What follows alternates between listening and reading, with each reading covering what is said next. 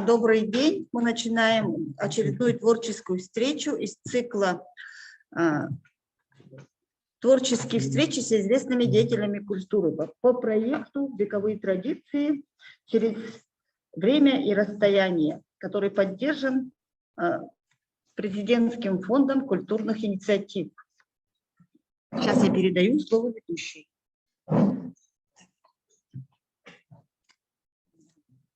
Добрый день, дорогие слушатели. По проекту «Народные традиции через время и расстояние» мы сегодня пригласили главного научного сотрудника Института гуманитарных исследований и проблем многочисленных народов Севера с темой о ранней якутской письменности и книжности первой половины XIX века. Одним из первых печатных изданий на якутском языке как раз и было изложено Олонхо Эр Согото. Передаю слово доктору исторических наук Андрею Афанасьевичу Борисову. Добрый день, уважаемые слушатели, читатели. Позвольте мне познакомить вас с одной из очень актуальных и, я думаю, интересных тем, которые волнуют не только историков, но и вообще людей, которые занимаются историей культуры. Ну и прежде всего, конечно, историей письменности и книжности якутского народа. Но прежде всего, конечно, надо условиться, о чем будет моя лекция. Конечно, прежде всего, речь пойдет о первых шагах якутской письменности и зарождении элементов книжной культуры. Я еще раз подчеркиваю, именно якутской письменности и книжности. Под словом «раннее», которое присутствует в названии нашей лекции, я понимаю этап до возникновения современной массовой якутской письменности. Мы знаем, что она началась со знаменитого алфавита Семена Новгородова, и день рождения которого в феврале каждого года мы отмечаем как день якутской письменности. То есть это вот под этим словом ранее подразумевается именно вот этот до 20 века этап. Ну а хронологически больше внимания будет уделяться первой половине XIX века, потому что в это время произошли самые важные, самые главные события именно в развитии и якутской письменности, и зарождения элементов письменности.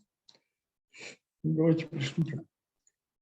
Ну, прежде всего, конечно, вот вы видите здесь на экранах ваших, может, уже кто-то знает эту книгу, ну, по крайней мере, слышали про эту книгу. Это первая грамматика якутского языка.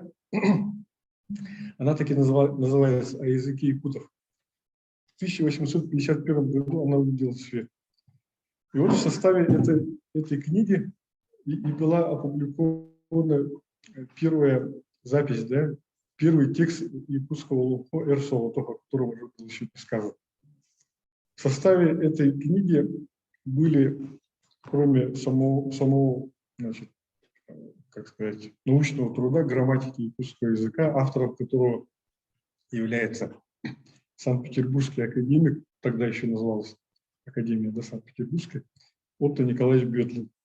И вот в составе этой же книги вышли также вот воспоминания или на якутском языке Ахтылар Афанасия Уваровского, который, собственно, это и с его слов, который сам был знатоком Олонхо, хотя он был русским чиновником.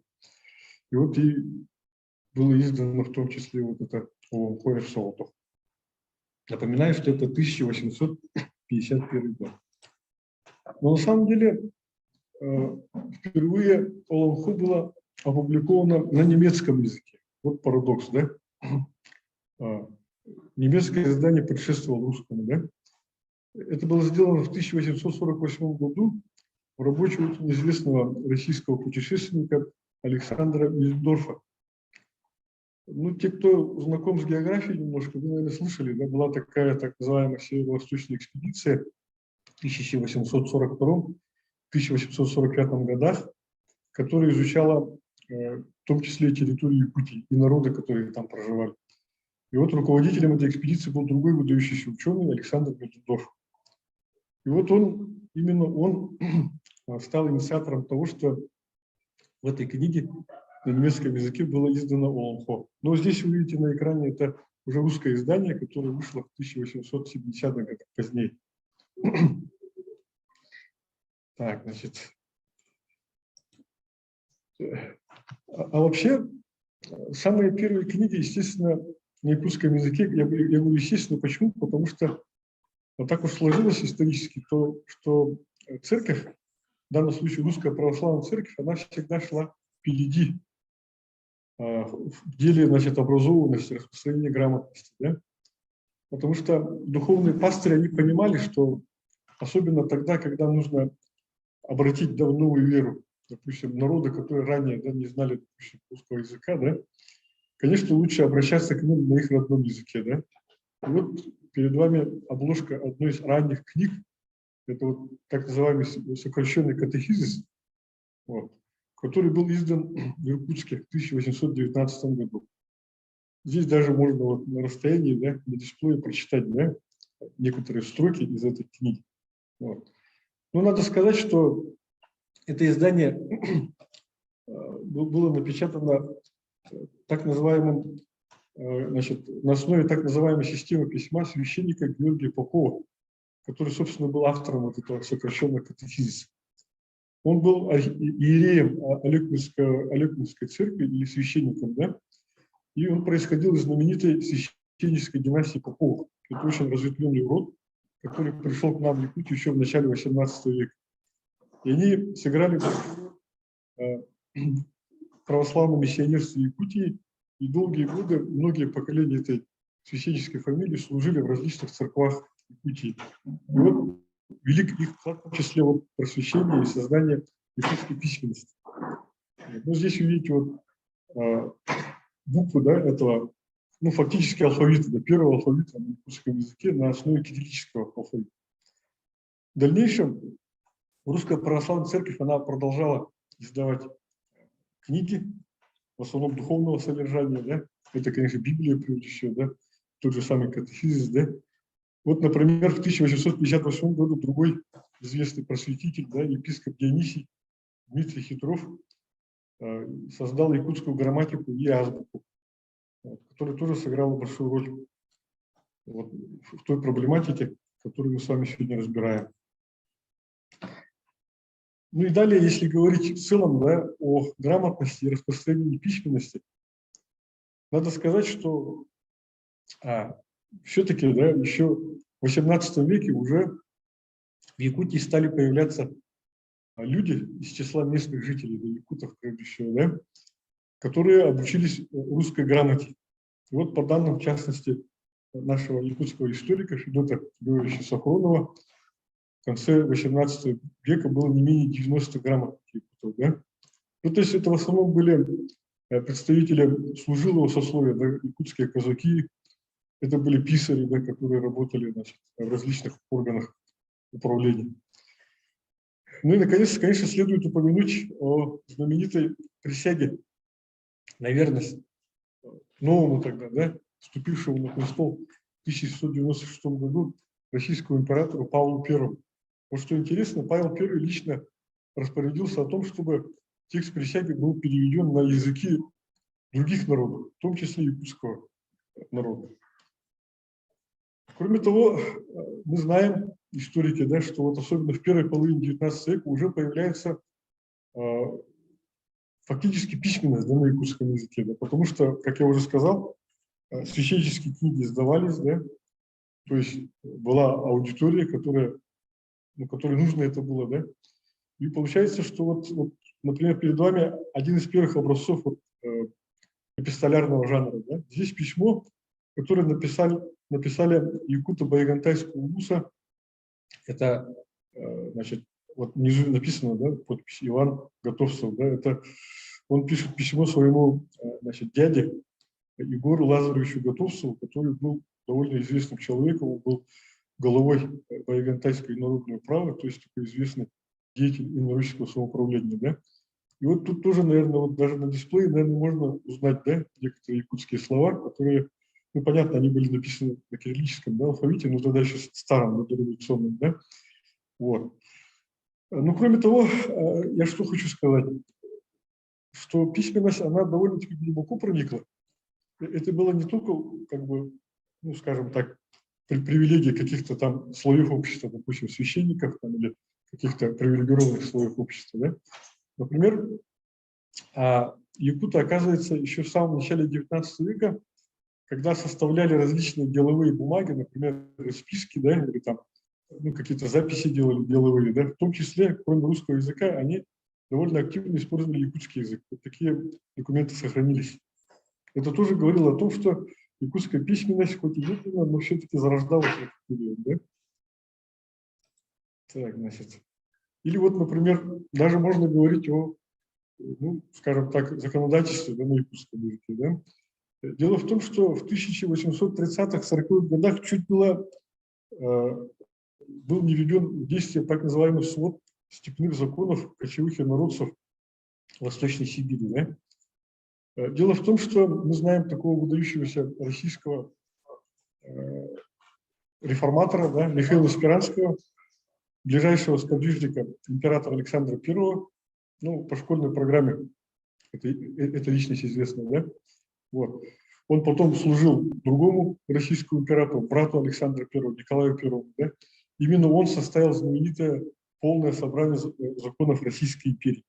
Так вот, по его инициативе, в общем-то, долгие годы обсуждался вот такой проект. Представляете себе, да, свод степных законов кочевых инородцев. Да? Кого понимали под кочевыми инородцами? Ну, в частности, бурят, хакасов, якутов. Да? Была проведена большая работа по сбору этих законов. И вот что интересно, когда вот увидите часть обложки вот этого свода законов, что интересно, в этот период часть документов была написана на якутском языке. Да? Вот вы видите заголовочек, да? Четко видно, да? Илиндеки, Сибирь, Кагыр, Омуктарын, Хонутага, Холуларын, да? Ну, должно быть Холуларын, да? Они написали Холуларын, да? И вот обратите внимание, написано Холбота, да? То есть переводчик, который пытался на якутском языке впервые, да, значит, юридические термины, да, ввести, он счел возможным перевести термин свод, да, как холбо, да. Ну, холбо сейчас, наверное, уже вышло из употребления активного, да, из якутского языка, но, значит, люди постарше, конечно, знают, что это такое. Но холбо – это такой ящик, да, обычно деревянный, который использовали охотники в тайге. Вот, и получается, что вот переводчики, что интересно, да, вот они использовали свой опыт, получается, да, и вот перевели таким образом этот термин. Это я так немножко отвлекся, да. Так, ну, наверное, это интересно. И вот могут спросить, конечно, да, и сегодняшние слушатели, да, когда же началось книгопечатание на якутском языке? Ну, конечно, об этом давно известно, но лишний раз напомнить, я думаю, не мешает. Да? Вот я уже назвал эту одну книгу, да, в 1819 году, это сокращенный катехизис, да, 1819 года, издан был в якутской губернской типографии. Далее мы знаем, что в Якутии работал, ну, служил, скажем так, выдающийся просветитель, да, его имя сейчас широко известно, ему памятник стоит на улице Чернышевского, да, мы все проезжаем мимо него почти каждый день, да, это епископ Иннокентий Вениаминов, который провел большую работу по переводу, да, на якутский язык литературы, в частности, благодаря вот комиссии, да, специальной, которая занималась переводами. И вот книги, которые были переведены на якутский язык, издавались одно время в московской синодальной типографии. А в 1866 году, это тоже очень знаменательное событие, уже в Якутске, то есть на родине, да, у нас получается, да, впервые на якутском языке стали печататься книги духовного содержания вот, в типографии Якутского областного управления. И что интересно, еще одновременно почти, да, много книг вышло в издательствах Казани. Вообще Казань это долгое время был духовным центром всей Российской империи, в том числе для народов, которые впервые, да, обрели письменность. И вот в Казани были изданы многие книги на якутском языке. Да? И всего, по данным наших специалистов, да, по истории книжного дела, всего было издано более 100 наименований вот, духовной литературы на якутском языке. Это тоже очень такая большая цифра. Ну да, и здесь вот сидит вот упомянутый выше епископ Дионисий, да, он же Берут Дмитрий Хитров, тоже выдающийся просветитель. Так, ну вот возвращаясь к одной из наших важнейших тем нашего, значит, сегодняшнего разговора, как же был издан первый текст Олонхо? Ну вот упомянутый мной путешественник, да, Александр Мидендорф привез из той знаменитой экспедиции трехгодичной, да, на север и восток Сибири, как он писал, да, в своей книге. Он привез очень большой материал не только такого по естественной истории, да, севера и востока Сибири, но и также по этнографии, я бы даже сказал, по истории народов, которые жили в том числе на территории Якутии. И там было очень много материалов по языку, по фольклору. И, конечно, Мидендорф, поскольку был натуралистом, это был выдающийся, значит, естественный писатель, натуралист, основоположник мерзлотоведения, да, вот как признают современные исследователи. Да? Вот. Достаточно сказать, что Мидендорф первым указал направление, да, и даже район, в котором должен быть, да, полюс холода, да, и в конечном итоге его нашли там. Да? Вот. Так вот, такой человек замечательный, он счел нужным передать в надежные руки эти материалы, да, чтобы из этих материалов что-то получилось. Да?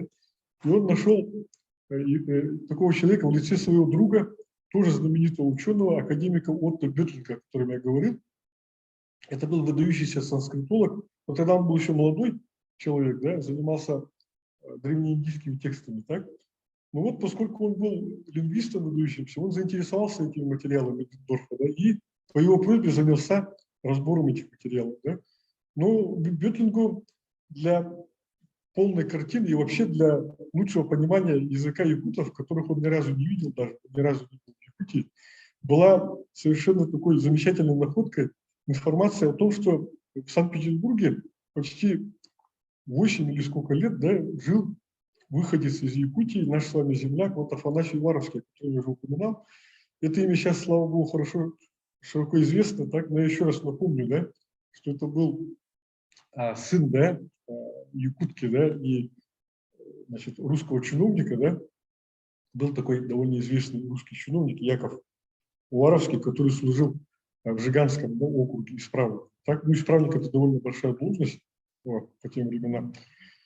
Это был достаточно образованный такой человек, который дал образование своему сыну Афанасию Варовскому. Да? Вот. А мамой Варовского была, значит, якутка, да, которая, Евдокия Егоровна ее звали, да, которая, значит, не только была, скажем так, ну, сама такая незаурядная женщина, но она была еще носителем фольклорной традиции. И она передала вместе с языком своему сыну вот навыки, да, сказительства. То есть Афанасий Варовский вообще такой уникальный человек. С одной стороны, такой русский чиновник, да, такой, ну, классический, скажем так, а с другой стороны, представитель якутской культуры и языка. Ну и, как известно, вот в течение полугода академик Бётлинг и Афанасий Варовский плодотворно работали, и вот родились, во-первых, грамматика якутского языка, которая до сих пор не утратила своего значения. Все наши, ну, передовые, да, ведущие филологи, да, якутской филологии, специалисты, все держат в руках этот труд. И вот появилось, значит, воспоминание, которое я тоже упоминал, это первое художественное произведение на якутском языке. Ну и, наконец, Олонхо Эрсолотох. Это первая публикация была, да, которую, значит, Варовский, значит, опубликовал. Вот. Так, значит, ну, вкратце сюжет, наверное, и многим современным нашим землякам известен, да. По данным нашего классика, да, якутское эпосоведение Николая Васильевича Емельянова, вот этот вариант Олонхо относится к ранним формам эпоса. Да? Это, значит, группа Олонхо, относящихся по сюжету, да, так называемым, значит, эпическим сказанием о героическом сватовстве. Да? В данном случае сватовстве, значит, Эрсолотоха, дочери Харахан Тойона, да, тоже известного героя, да, эпических сказаний. Ну, там знаменитое вот это сражение, да, победа над богатырем Нижнего мира, Бура Дохсуном, да, который, ну, претендовал тоже на руку, ну, может быть, и сердце, да, вот, Харахан Тойона, но вот Эрсолотох избавил от такой незавидной доли, да, стать вот женой богатыря Нижнего мира, да, Аллаха. Вот, победив, он вот женился, да, на дочери Харахан Тойона, да.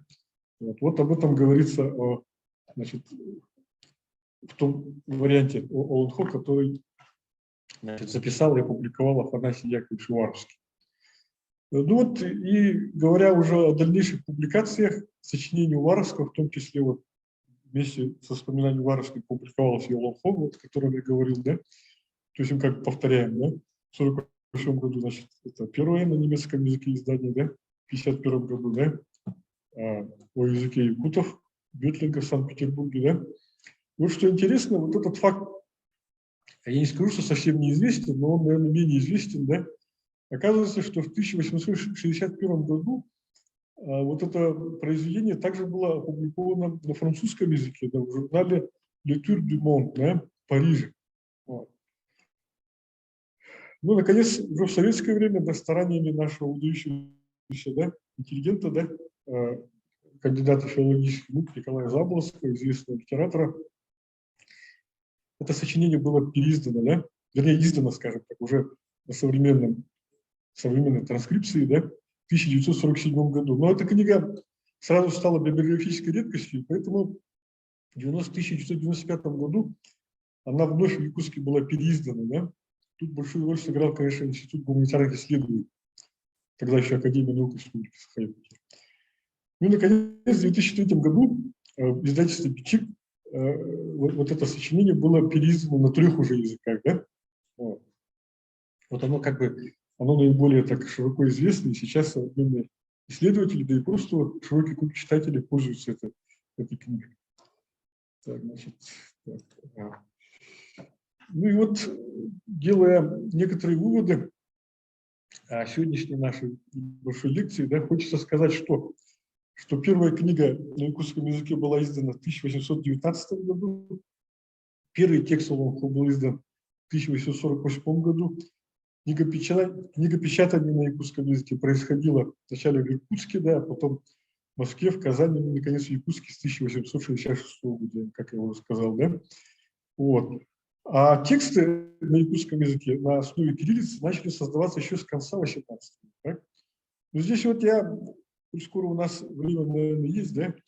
Да, я бы еще хотел добавить вот интересные факты из более раннего периода. Ну, конечно, они уходят за рамки нашего. Но это может быть как затравка для будущих наших встреч.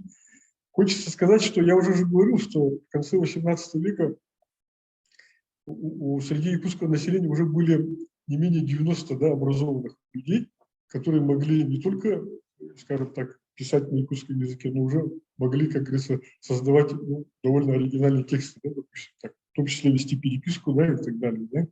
Вот. Так вот, оказывается, еще в 17 веке, обратите внимание, да, это вторая половина 17 века, да, тоже довольно известная личность в истории Якутии, это внук Тыгына Мазары Базеков, да, будто бы написал письмо на русском языке одному из своих земляков. Вот обратите внимание, да? Вот. Вернее, нет, извините. Вначале, вот я оговорился, извините, да? Значит, его земляк, да, то есть якут, который проживал в Хангаласском Лусе, да, написал письмо. Это еще более примечательно, что, скажем так, не такой известный человек, а другой человек, да, воспользовался письмом, скажем так, да, вот. И там была просьба, значит, к князю, получается, к своему, значит, получается, начальнику, да, в данном случае, к князю, да, Мазары Базеку, с просьбой помочь там урегулировать один, значит, конфликт. Так? И еще есть информация о том, что Мазары Базеков, хоть и ответил отрицательно, но все-таки, да, был такой, как бы, элемент переписки. Ну, понятно, что, скорее всего, они сами не писали, да, а писали, значит, с их слов, значит, то ли русские казаки, то ли какие-то писари, да. Но это сам факт примечателен тем, что якуты, понимая значимость вот этого письменного, да, изложения, значит, какой-то информации, да, сразу прибегли, да, обратите внимание, в 1632 году только приходят русские казаки, да, а в 80-х годах, то есть прошло там не так много времени, да, а уже, значит, местное население уже прибегает к помощи, да, письменности, да. Вот. То есть это тоже послужило, видимо, косвенно таким механизмом, да, в том, что в 18 веке у нас, видите, вот, появился хоть и небольшой, но слой грамотных людей. Да? Вот. Ну, здесь я просто напомню, что первая школа тут большую роль сыграла, которая была открыта при Якутском Спасском монастыре, где обучались якутские дети. Да? И вроде как, в том числе, среди его выпускников, возможно, был знаменитый Сеген Аржаков, да? То есть автор тоже одного очень интересного документа о языке якутов. Да? Вот. Ну и, наконец, вот, на протяжении 19 века надо констатировать, что параллельно, да, с развитием письменности шло вот развитие книжной традиции на якутском языке. Да? То есть я что хочу сказать, что эти книги, которые хоть и духовного содержания, они же мертвым грузом не лежали, их изучали учащиеся там, ну, духовного училища, да, духовной семинарии. Да? На основании этих книг велись значит, занятия и в светских школах, да? Вот. Ну, конечно, под руководством священника, естественно, да? Вот. То есть первое поколение якутских интеллигентов, да, начиная от Василия Васильевича Никифорова и, возможно, даже раньше, да, учились именно на этих книгах. То есть они учились не только на русском языке, но и вот на якутском языке и могли писать и изъясняться, и в том числе вот и печататься, да, на якутском языке уже в XIX веке. Вот, собственно, о чем хотел я сегодня поговорить. Спасибо за внимание. Если, может, вопросы, какие-то вопросы, да? Может быть, это еще Можете задавать вопросы. Может быть, это еще интереснее будет, то, что я сказал. Я вот хотела бы задать вопрос, да? В 1680 году друг внук Кадыгин отправил письмо, да? А может, знаки какие-то он отправил или именно письмо? Нет, это было такое на русском языке, так, Именно письмо. классически написанное, со всеми правилами, да, там, милостью там, государства и так далее, и, как говорится, да, чего я вам желаю, ну, то есть со всеми оборотами русского языка. Вот, но, да, это было письмо, да, просто по просьбе вот, якутов, написано, вероятно, одним из русских писарей, да, или там казаков, может быть, да. Вот. То есть здесь важно именно, что, вот я сказал уже, да, что важность письменной информации была осознанна, да, и я не исключаю, что еще, может быть, есть документы, которые мы еще не знаем, да, может, еще найдем.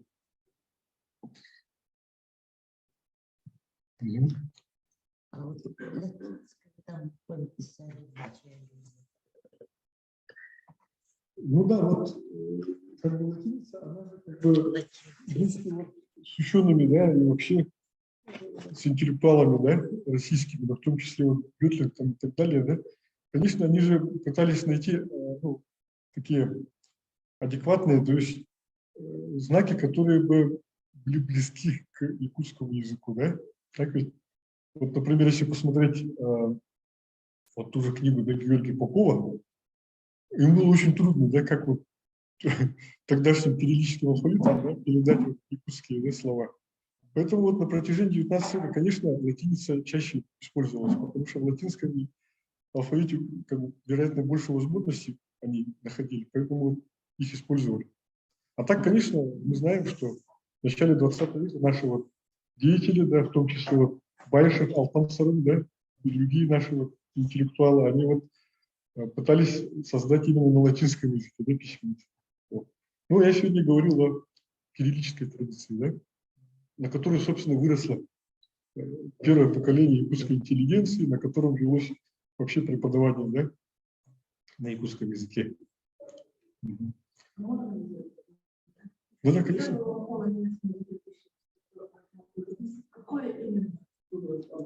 Ага. Да, вот. Да, вот это. Вы показали своим читателям презентацию. Очень интересная, познавательная. Еще? Как надо получить такую презентацию? А вот вы же, говорите, записали на этот. Оно же будет в этом, да? Да, будет. Она будет. Она будет на YouTube. Можете оттуда как-то посмотреть. Хорошо, спасибо. Очень интересно, большое спасибо. Очень было интересно. Познавательно. Большое вам спасибо. Ага, пожалуйста, я вот начал отвечать, да, извините, да, вот вопрос прозвучавший, да, на немецком языке олонхо, да. Это вот речь идет о том же вот эрсолотох, да, о котором я сказал. Вот. То есть, вот обратите внимание, Афанасий Варовский на якутском языке как бы рассказал олонхо перед Бётлингом, да. И Бётлинг его записал на немецком языке, естественно, потому что он же немец был, да. Его родной язык же немецкий. То есть олонхо вначале, как бы, видите, на немецком языке зазвучало, да, а потом уже на русском языке. Вот что интересно, да. Вот. И вот, что интересно, вот эти публикации, о которых я сказал, они, значит, потом распространились в остальном мире, да, за рубежом, в частности, вот я сказал, на французском языке даже, да. Вот это издание в Париже, оно еще больше разошлось, в больших тиражах, да, и большее количество людей его просмотрело. И мы знаем, что французский язык же был тогда языком науки и просвещения, да, многие знали французский язык, да. И поэтому благодаря вот этой публикации, да, мир узнал не только о якутах, но и вообще об их культуре, об их языке, и вот в том числе о олонхо. То есть это было такое выдающееся, так сказать, событие, да. То есть люди еще не видели даже якутов как бы воочию, да, а уже могли прикоснуться к их вот культуре и к таким глубинным, да, их пластам, их сознания. Олонхо же это мировоззрение. То есть наиболее подготовленная публика, она могла даже вот на основании олонхо даже вот почувствовать, кто такие якуты были, да, изнутри, что называется, да, что они чувствовали, какие у них были образы, да, внутренние, какие были стереотипы поведения, да, вот, ну, мировоззренческие, да, какие-то установки. То есть вот это такие вещи Это просто. Получается, что в печатном виде они издавались на немецком, на французском сразу же. Ну, на немецком вот точно, вот, олонхо, на немецком точно, оно стало достоянием мировой науки, скажем так, да, уже. На французском воспоминания, прежде всего, да, сами воспоминания. Вот. Вот. Анна Афанасьевич, здравствуйте. Здравствуйте, здравствуйте. Можно ваш контакт получить? У меня там несколько вопросов. А вы сейчас задайте? Тогда будет Нет, у меня совсем другая тема. такая тема. По культурологии. Ага. Ну, У меня один мастер выступает с докладом на научно-практической конференции. Он изучает очень хорошо, да? Хорошо, очень, и да. вот, ну, там ряд вопросов. Возник, мы бы хотели у вас проконсультироваться. Хорошо, вы по чату напишите, и мы вам вышлем, ага, вот, координаты, пожалуйста, ага, конечно. Хорошо, спасибо. Ну, спасибо за внимание, спасибо вам Спасибо. Вам за спасибо интересную за беседу. приглашение, да, Всем спасибо. спасибо. Ага, До спасибо. свидания. До свидания.